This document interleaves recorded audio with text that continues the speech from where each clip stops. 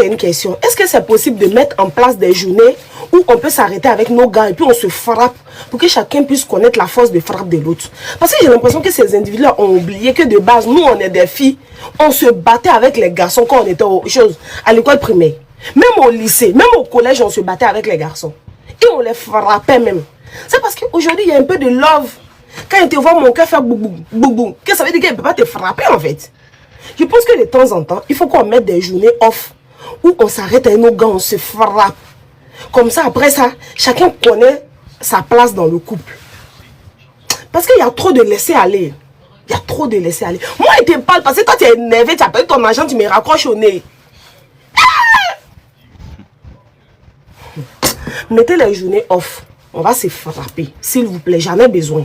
Je suis sûr qu'après cette journée de frappe en question, après cette journée de frappage, frapponnage, je suis sûr que vous n'allez pas vous retrouver, vous les gars, vous n'allez pas vous retrouver à la police pour porter des plaintes pour violence conjugale, je suis sûr. En ce moment, on va mettre en place la journée de frappe en question. Avant de mettre même la journée de frappe en question, il faut que vous appelez vos avocats. On appelle nos avocats, on rédige un contrat et puis il y a les avocats qui signent. Nous aussi, on signe pour qu'après frappage, frapponnage, tabassage, personne n'ira porter plainte contre nous. Et vous devez savoir une chose, après le frapponnage, fracassage, après tout ça, c'est vous-même, vous allez payer votre frais d'hôpital.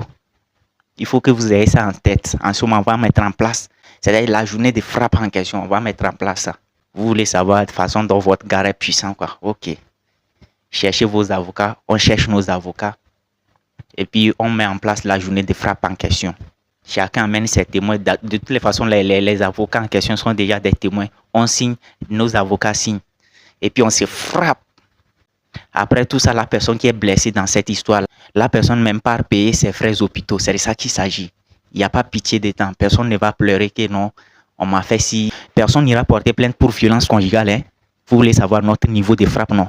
Personne n'ira voir la police que c'est comme ça, on m'a frappé, mon mari m'a frappé ou bien mon gars m'a frappé, donc il doit être arrêté. Et je suis sûr qu'après tout ça, là, après que vous avez connu notre force de frappe, je suis sûr que vous allez toujours rester dans la relation ça là. Il faut qu'on ajoute cette partie-là dans notre contrat. Il faut que nos avocats ajoutent cette partie où personne ne sera divorcé, personne ne va rompre la relation. On sera toujours comme ça jusqu'à las caras. Bon bref, dites-moi ce que vous en pensez dans les commentaires. On va organiser cette journée-là. Cette journée doit avoir lieu. C'est-à-dire, le gouvernement doit mettre en place une journée comme ça.